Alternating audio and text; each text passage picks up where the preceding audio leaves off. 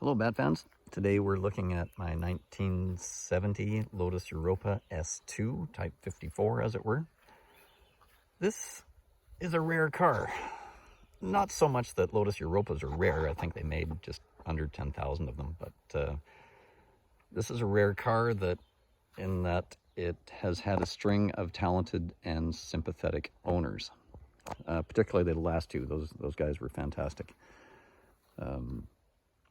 As you can see, it's not stock. There has been some changes to it, particularly the air scoops on the buttresses. Those were added along with relocating the front signal lights to below the bumper. That was the second last owner, and that was a full glass out, doors off, bonnet off, front lid off, windshield out repaint. The coverage is exceptional. There's one tiny spot where it's a little light underneath. I'll include that in the gallery. In terms of like I said, the paint quality is really good. It would have been nice if they could have done a little nicer job on installing the windshield. This is a cover for the antenna hole. It does not have a radio in it right now. And the door trim is aluminum. If I were to keep the car, I would pull out the door trim and polish it up to get rid of the scratches. New wheels and tires. Tires are Pirellis, 175/70 13s. They are like new. They've only they're a couple years old, but there's very few miles were put on this car.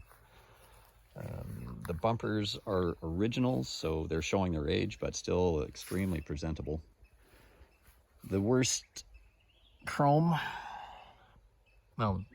emblem on the car is this O here, and the Europa emblem is showing its age as well.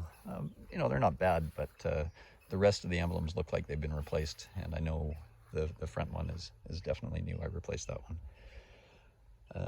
I did a lot of wiring on this car. Not that there was huge problems, but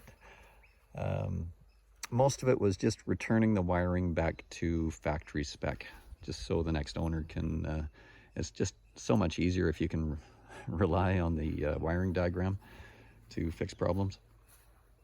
Has the Perspex headlight covers, which are pretty cool. I think they sort of help the car a bit.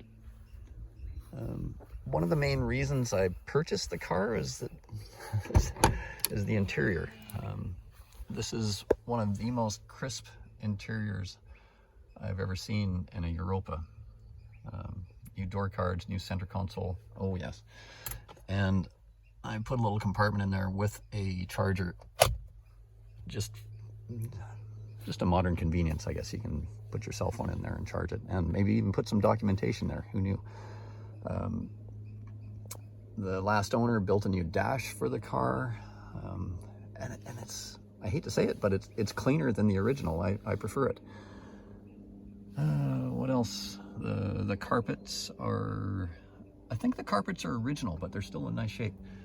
The worst part of the interior is there's a split in the headliner here at the back, and there are some holes right there in the headliner in the front, and I think those are from possibly a rear view mirror. I'm not sure.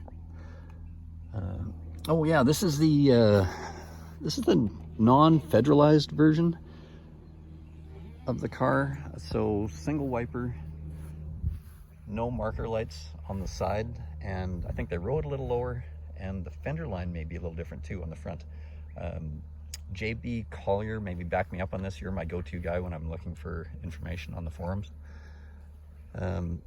If you're judging a Europa, one of the most telltale things is just to see how well the doors close. This has some of the best closing doors for a Europa I've ever heard or felt. It's no Mercedes, believe me, but for a 1,500-pound fiberglass car, these doors close really nice. It does have the stainless steel door hinges in it. Let's go around to the back.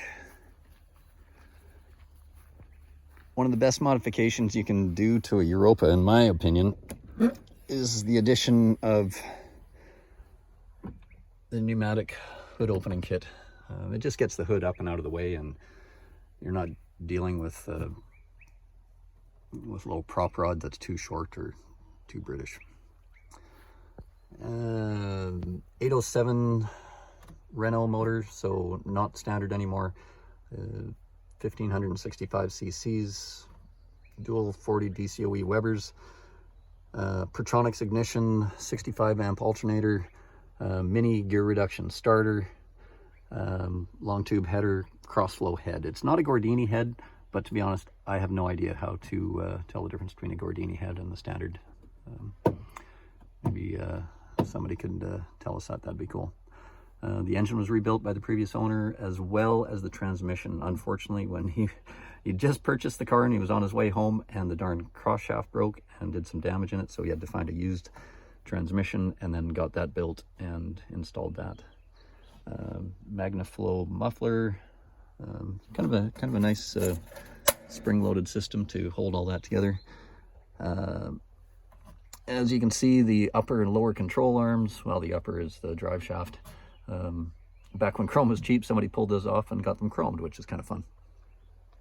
Just don't see that very often. But yeah, I really like a clean, tidy engine compartment, so I spent a lot of time just cleaning up wiring, and you will never see a crimp-on connector in any of my wiring. I solder and shrink wrap everything, and the shrink wrap is the glue type, so it's weatherproof. Well, theoretically weatherproof.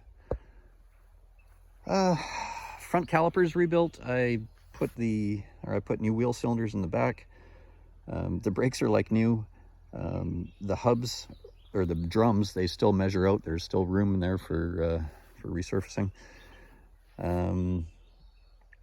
Yeah, I think that's all I got for now. So pepper me with questions in the comments, and I'll get back to them as soon as I can with hopefully good answers. And happy bidding. Chat soon.